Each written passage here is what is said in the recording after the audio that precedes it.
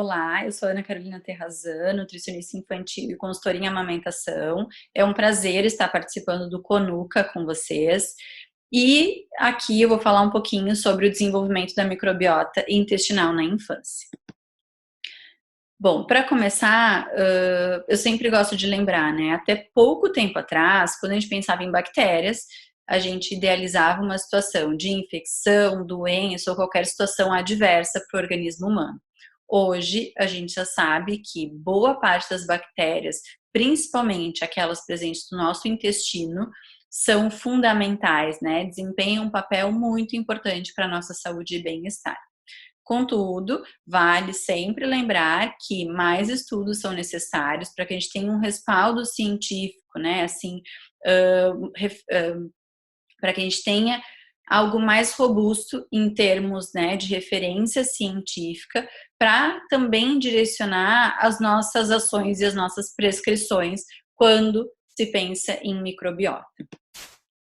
Como boa nutricionista infantil, não posso deixar de pensar nos primeiros 1000 dias de vida, né? Então, hoje eu sei que a gente fala também nos 1100 dias, né? Pensando inclusive no período pré-gestacional, mas nosso objetivo aqui é falar da formação da microbiota da criança, né? Então, vamos pensar nos primeiros 1000 dias, focando, na verdade, no período pós-parto, a partir do pós-parto, tá? Então, nos primeiros 2 anos de vida dessa criança.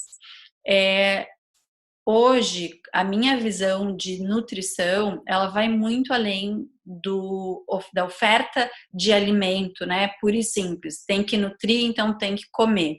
Na verdade, eu acho que a nutrição ela é muito mais ampla, né? E quando a gente pensa na criança, a gente obviamente vai precisar pensar na sua família, no seu ambiente, né, e em toda a rede de apoio que cerca essa criança, tá? Obviamente, nutrir, se alimentar é importante, ter acesso ao alimento é fundamental, mas pensar na nutrição como forma de também, né, ser um gatilho para o melhor neurodesenvolvimento, né, um gatilho para melhor vínculo, contato, eu acho que é um caminho mais interessante para que a gente possa fazer, então, a orientação nutricional mais adequada para os pequenos, tá?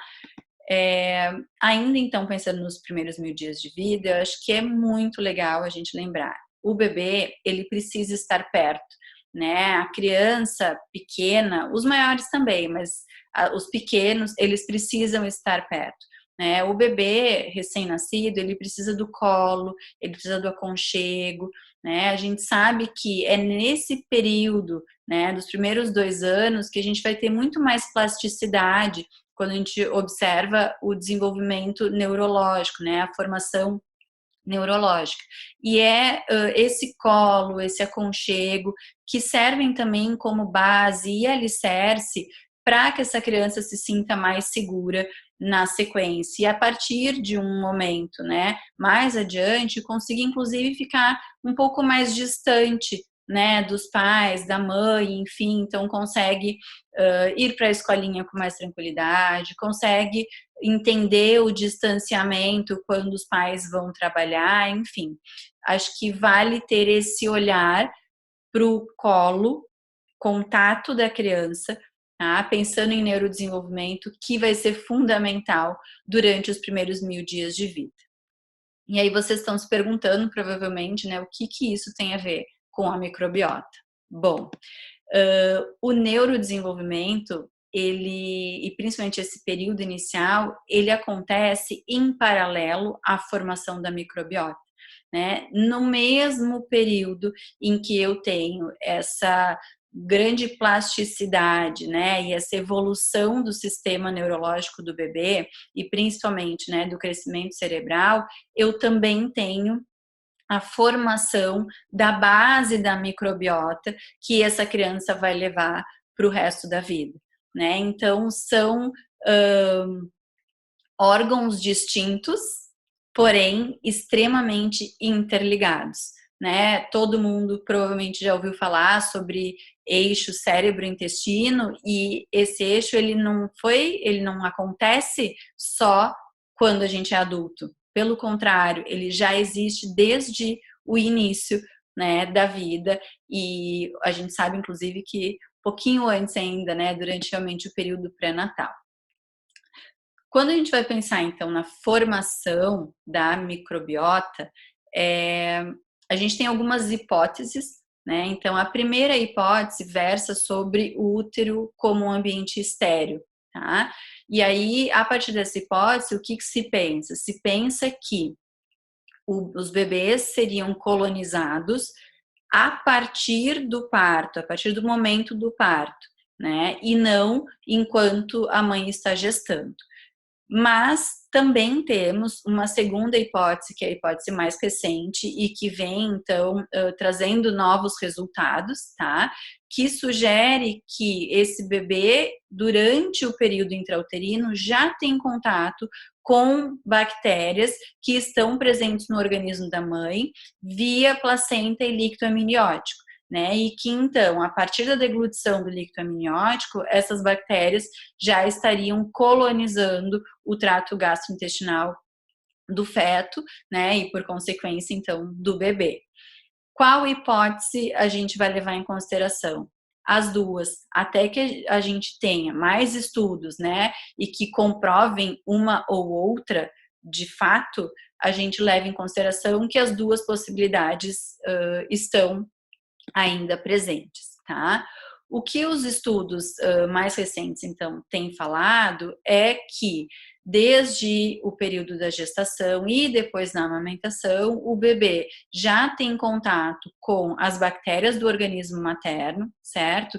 E eles pautam sobre a influência da microbiota materna durante a gestação, como tendo um papel fundamental para preparar o sistema imunológico da criança para ser exposto a uma maior gama de micróbios que aí sim vão habitar o intestino do bebê e da criança. Né? Basicamente, pensando assim, o sistema imunológico da mãe entra em contato com essas bactérias e as bactérias migram, chegando até o feto e já começam a sinalizar então para o sistema imunológico do bebê, né, ativando aí esse primeiro momento de defesa. Lembrando também que não são só as bactérias, obviamente, né, que a mãe vai transferir então para o feto, mas obviamente durante a gestação, né, a mãe transfere imunoglobulinas e outros ativos, né, do sistema imunológico que realmente já vão sinalizar para o sistema imunológico do bebê, né, os processos de defesas que precisam então ser melhorados após o nascimento. Vários estudos, né, têm apontado uma relação também com mulheres com mais sobrepeso ou obesidade durante a gestação, como sendo fator de predisposição para a alteração da microbiota e predisposição para as alterações de sobrepeso e obesidade na saúde do bebê.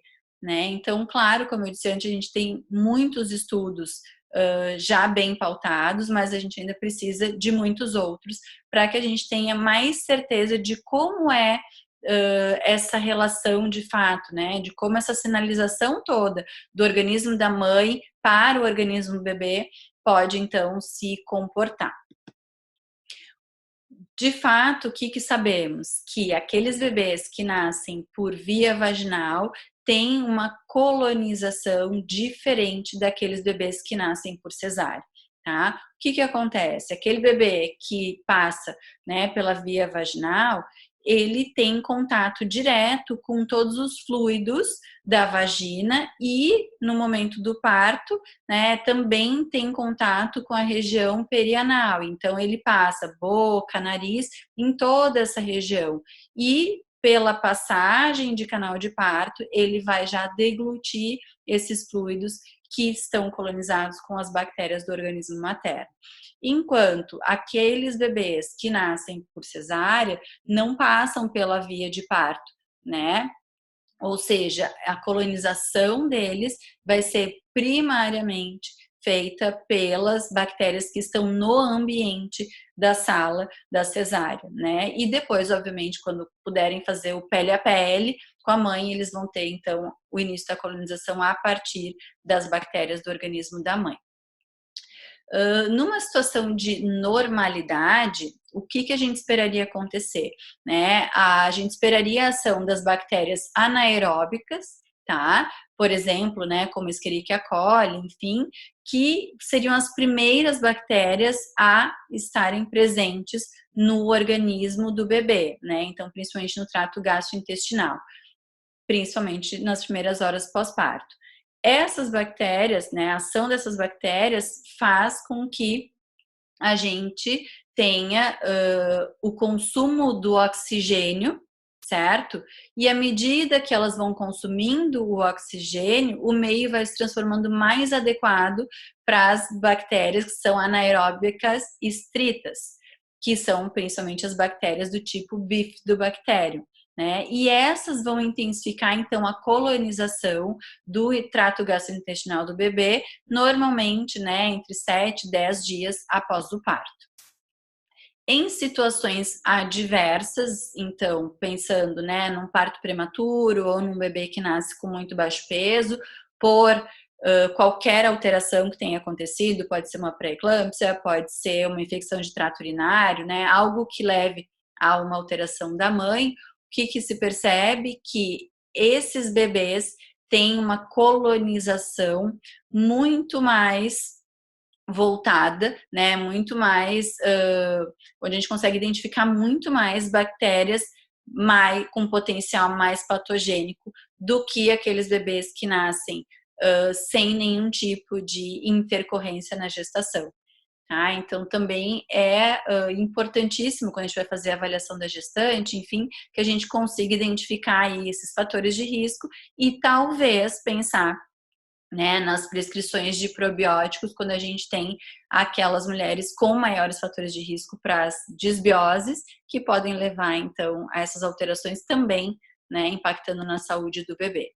Outro ponto importante é lembrar que tanto a antibiótico terapia para a mãe, né, durante a gestação, quanto a antibiótico terapia para o recém-nascido e para a criança, é um fator de alteração ou de impacto na formação da microbiota do bebê, tá? Porque quando eu tenho o uso da antibiótico terapia, a gente tem a ação do antibiótico frente a todas as bactérias, né? Não é selecionado. Então, a gente tem também a ação frente às bactérias que são não patogênicas e, eventualmente, a gente vai ter o que a gente chama de disbiose pelo uso da antibiótico terapia, certo?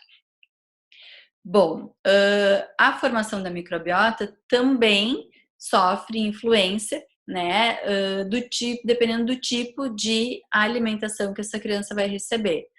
Primeiro momento, qual é a nossa expectativa? Pós-parto imediato, que esse bebê tenha contato com o leite materno, né? E o que a gente sabe hoje é que sim, os bebês que são amamentados têm uma microbiota diferente daqueles bebês que recebem fórmula infantil, certo? O leite materno, além, obviamente, né, de ser o alimento mais rico e completo para o recém-nascido, tem a presença de lactose e oligosacarídeos, né? Que não sofre a ação das enzimas digestivas e penetram diretamente no intestino, servindo de substrato para as bactérias, ou seja, né, eles são o que a gente chama de fator bífidos, tá? E essa presença, né, principalmente dos oligosacarídeos no intestino, é o que favorece o crescimento das bactérias boas, tá? Através do processo de fermentação. Além disso, a gente tem a acidificação do meio intestinal, que vai gerar, né, a formação de ácidos graxos de cadeia curta, certo? Que são fundamentais também para a proliferação dessas bactérias. Além disso, ainda, os oligosacarídeos promovem, então, né, a modulação do sistema linfóide associado ao intestino, né, que é o GALT, prevenindo translocação bacteriana e reações alérgicas. né? E oligosacarídeos são do leite materno, né? Não da fórmula.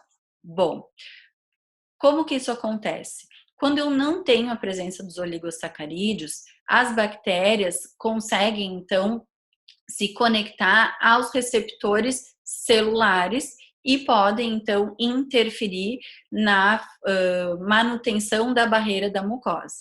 Os oligosacarídeos funcionam como uma isca, né? Então, eles se formam com o mesmo tipo de receptor para as bactérias, mas ao invés de a bactéria ficar aderida à mucosa do intestino, a gente vai ter essa bactéria associada aos oligosacarídeos sendo eliminada do organismo do bebê. Então, muitos pontos para o leite materno. Outra questão muito importante, né, é o quanto a gente tem de contato com o recém-nascido quando a gente está pensando na amamentação, né? Bebês no colo têm contato direto com todas as bactérias do organismo, principalmente da mãe, quando a gente fala em amamentação, mas enfim, organismo de todos, né, com quem eles têm contato. Mas como a gente está pensando em amamentação, a ideia é pensar assim: a gente tem uma evolução e uma transmissão da microbiota de geração em geração, e principalmente pelo fato do bebê ficar próximo ao colo, né, ao seio da mãe, essa transmissão vertical é a mais importante e que a gente consegue levar de geração em geração.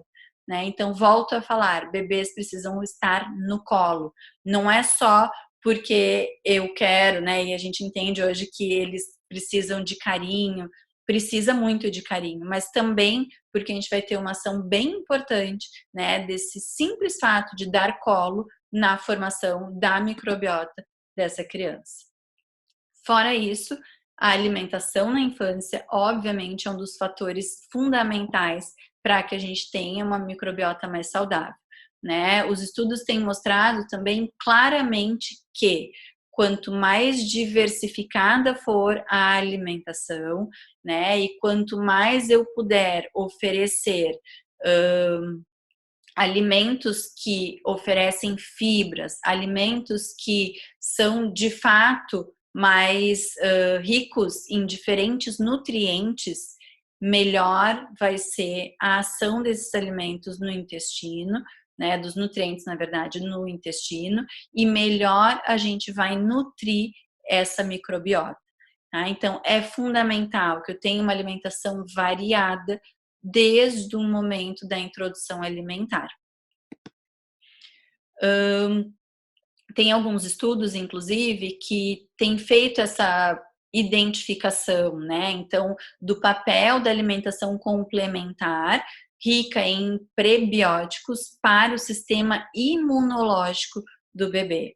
E aí, não é só por causa do sistema imunológico, é para a microbiota também. Né? O que se entende? Que a população dos micróbios, né, comensais, que estão ali competindo com os patógenos, precisam ser mais bem nutridos, né? A fermentação no intestino vai produzir ácidos graxos de cadeia curta, vai fazer um controle do pH e vai ter maior produção de muco. Esse conjunto, né, de fatores vai nutrir os enterócitos, e a gente tem também uma associação com transcrição, de RNA, que faz a manutenção da integridade da mucosa, né? Isso tudo associado à alimentação, gente, isso é muito importante, né? De novo, vou repetir, é importante que a gente tenha alimentação complementar, já com alimentos variados e muito ricos em fibras, tá? Não significa que o bebê tem que comer só alimentos integrais, não é isso. Frutas, verduras, legumes, eventualmente o arroz integral, eventualmente um macarrão integral, né? A gente vai sempre fazer rodízio para que não haja monotonia nutricional. Mas é importante, sim, favorecer o consumo de fibras, certo? E todo esse conjunto, né, de benefícios faz o quê? Influencia para que a gente tenha produção de imunoglobulinas específicas, né, diferenciação de células T e melhor tolerância e resposta a patógenos. Ou seja, quanto melhor for a alimentação, eu tenho mais chance, além de ter uma microbiota mais bem nutrida, tenho mais chance de uma melhor resposta do sistema imunológico quando tiver alguma situação, né, de infecção, patologias, tá? Outro ponto importante, legal de pensar, é pensar nos pós-bióticos. A gente fala muito sobre probióticos, sobre pré-biótico, mas ninguém tem falado tanto sobre os pós-bióticos. O que são, né, os pós-bióticos? Eles são os subprodutos dos probióticos. Né? Então, probióticos são as bactérias que estão ali no intestino, né, colonizando o intestino. Prebióticos, fibras. Então, eu preciso das fibras para que essas bactérias façam a fermentação e para que eu tenha o efeito dos pós-bióticos, que oferecem, na verdade, um efeito local, né? Tanto pensando em imunomodulação, em processos, né, anti-inflamatórios, mas também um efeito sistêmico, né, que então quando esses benefícios, digamos assim, vão chegar até os órgãos mais importantes também, né, que seriam os efeitos antioxidantes, efeitos de melhor absorção mesmo, tá, de efeitos anti-obesogênicos, enfim, pós-bióticos, efeitos dos subprodutos no nosso organismo. Fundamental também, né? Afinal de contas, é para isso que a gente está nutrindo a microbiota. Gosto muito também de pensar sobre o ecological justice, né? Então, desde que eu ouvi de uma gastropediatra sobre ecological justice, eu venho lendo sobre, venho incluindo, né, nas minhas aulas e palestras, porque eu acho que está mais do que na hora mesmo da gente pensar no meio ambiente, né? Esse é um dos estudos, tá? Um pouquinho mais antigo, mas que fala sobre o quanto é importante a gente observar essa transição, né, que nós estamos vivendo, que a gente viveu por um período, a gente está vivendo agora as consequências dessa transição, que foi o quê? Não cuidar tanto do meio ambiente e sofrer os impactos que a gente está sofrendo hoje em dia, tá? Qual é a grande questão pensando em microbiota? O meio ambiente é riquíssimo em diversos, né, sistemas e diversos micróbios. Quando a gente está vivendo num ambiente onde a gente tem pouca proliferação de bactérias boas ou não patogênicas, a chance de eu ter uma gestante nesse meio e que vai gerar um bebê já talvez, né, com uma disbiose ou com menos contato com essas bactérias boas é muito maior. E aí a gente vai ter todos os fatores de risco para que esse bebê faça uma disbiose ao longo da vida também. Né? Então, formação da microbiota passa desde o período gestacional, pensando em saúde, alimentação da mãe, passa pela via de parto, passa pela importantíssima relação, né, com a amamentação e passa também pela alimentação da criança e pelo ambiente onde essa criança está inserida. E aí eu quero que vocês depois, enfim, me deem um feedback sobre se fez sentido para vocês, né, agora pensar nos primeiros 1000 dias de vida como sendo fundamental para que a gente tenha, então, uma microbiota mais adequada também. Tá? Aqui fica uma sugestão de leitura para vocês, que é mais um estudo falando sobre o ecological justice também, né, e como a gente pode trazer isso para a nossa realidade. Bom, então além de pensar, né, em como essa microbiota vai ser formada, quais são os fatores, né, que impactam na formação, eu acho que é legal a gente pensar qual é o impacto da microbiota na saúde infantil. Né? Então, primeiro, lembrar que entre 70% e 80% das células do sistema imunológico do nosso organismo estão no intestino. Ou seja, eu tenho esse link direto, né, entre intestino, imunidade e, lembrando, cérebro também, né? Então, quando eu tenho uma situação de equilíbrio, eu tenho produção de muco, fermentação, propionato, butirato e sinalização antimicrobiana. Tudo isso na mucosa do intestino, certo?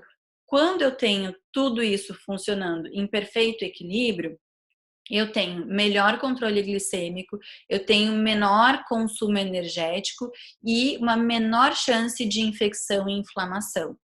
Olha os benefícios para a criança, né? Quando eu tenho uma desordem metabólica, um desequilíbrio, né, entre hospedeiro, micróbios e alimentação e ambiente, a chance é de acontecer uma ruptura nessa membrana e favorecer as alterações na imunidade, diminuição do muco, aumento de inflamação e alteração também no metabolismo da glicose, né? Então, a ideia é manter uma microbiota saudável, óbvio, associado a todos os outros fatores, né?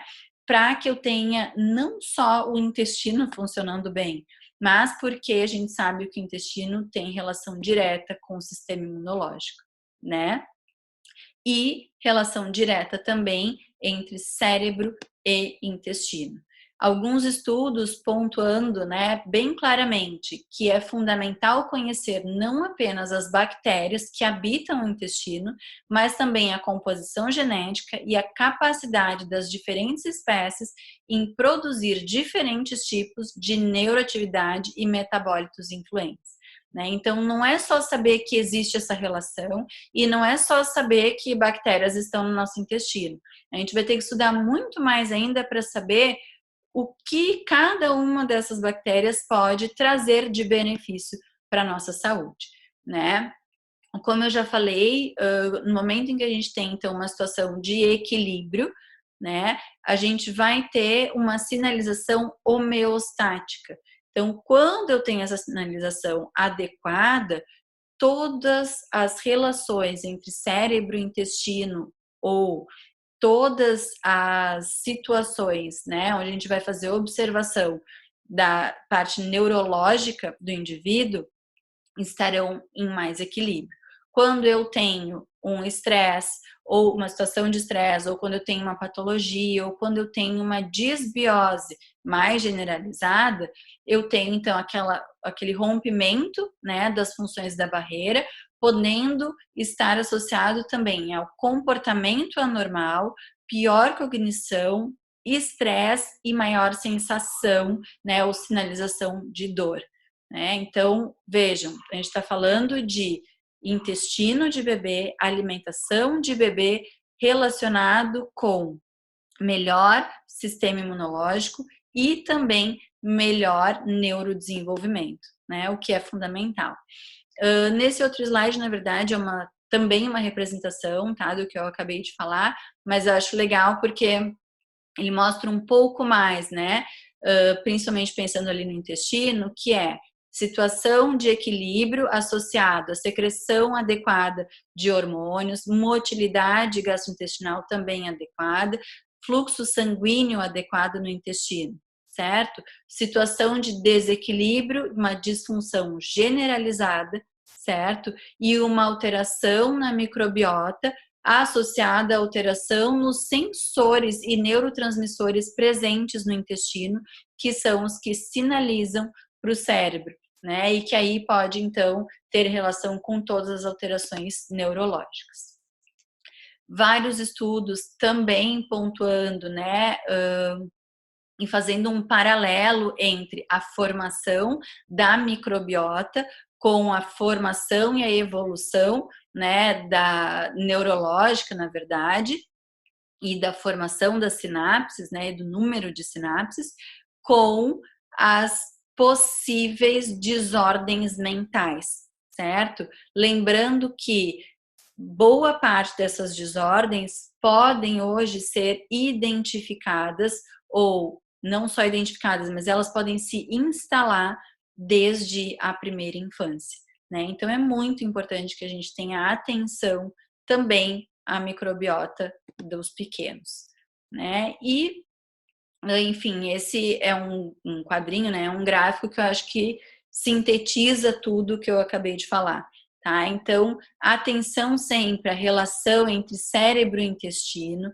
né? Aos fatores pré-natais, então, estresse materno, idade gestacional, infecção, dieta materna, né? Influenciando aí a formação da microbiota do bebê e a também, né, a necessidade da gente pensar e observar nos fatores pós-natais, né? Então, tipo de parto, estresse no ambiente, dieta, né, da família, mas principalmente a do bebê, uso de antibióticos, todos esses são fatores que podem, então, alterar a microbiota e esta, por sua vez, vai influenciar e vai se relacionar não só com o sistema neurológico, mas também com o sistema imunológico do bebê, né?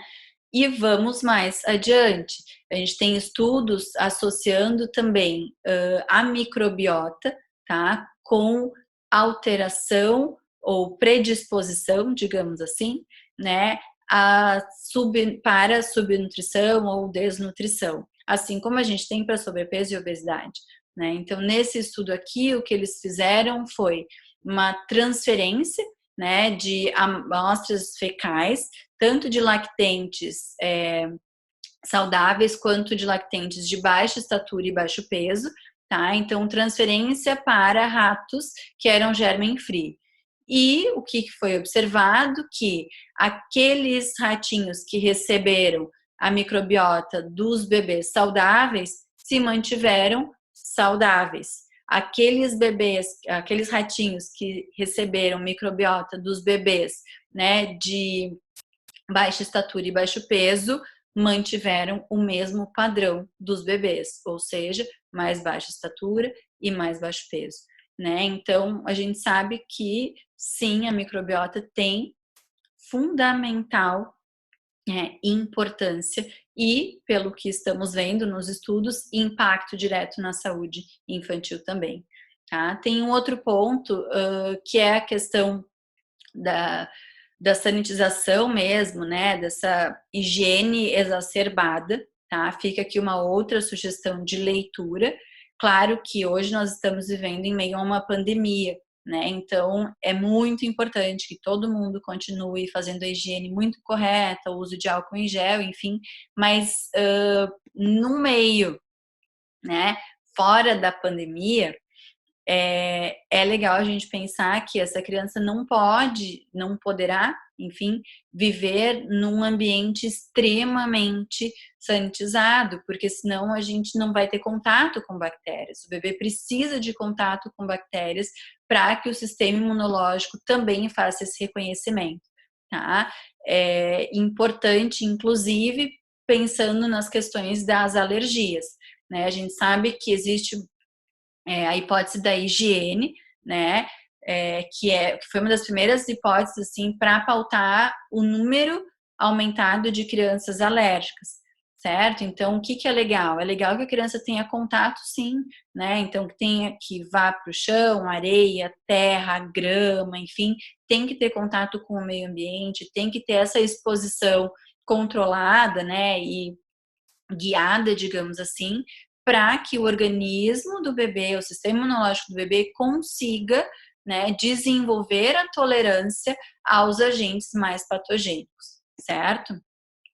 Lembrar sempre, né, que, enfim, num desenvolvimento normal, a gente vai ter, então, uma barreira, né, na mucosa do intestino, favorecendo o sistema imunológico e neurológico. Num processo de sobrepeso, obesidade, a gente começa já a ter processos mais inflamatórios e essa barreira passa a sofrer, né, alguns gaps, então a gente tem mais chance de alteração. Em processos de alergias, a mesma coisa, a gente vai ter alteração na função da barreira. E em processo, obviamente, né, de doenças infecciosas, também vamos ter alteração na ação, né, de defesa da barreira. Bom, então o que que a gente faz, né? A gente já viu que tem muitos fatores que determinam a formação da microbiota. A gente já viu que tem um grande impacto na saúde infantil, dependendo de como, né, vou conseguir manter esse equilíbrio da microbiota ou não. Então, o que que a gente faz para tentar chegar nesse equilíbrio? Primeiro de tudo, trabalha no período da janela de oportunidades, né? Então, a janela de oportunidade lá dos primeiros 1000 dias de vida, ela não é só pensar em saúde, alimentação, desenvolvimento. A gente também tem uma janela de oportunidades para modular a microbiota intestinal, né? Começando desde a gestação, tipo de parto, durante a primeira infância também, certo? Sempre brinco assim, estourar essa bolha do álcool gel quando for possível, não estou falando agora na pandemia, né? Mas assim, as crianças não podem estar sempre envoltas, né, nessa bolha. A criança precisa ter mais contato com o meio ambiente, dentro do que for possível, a partir do nosso novo normal, ou quando, né, essa pandemia finalizar, que a gente espera que seja bem rápido, tá? Trabalhar mais em prol do ambiente mesmo, né, do meio ambiente, lembrar de todas essas teorias, né, do ecological justice, porque faz muito sentido, né? A gente precisa de um ambiente mais saudável para que a nossa microbiota esteja saudável também, tá?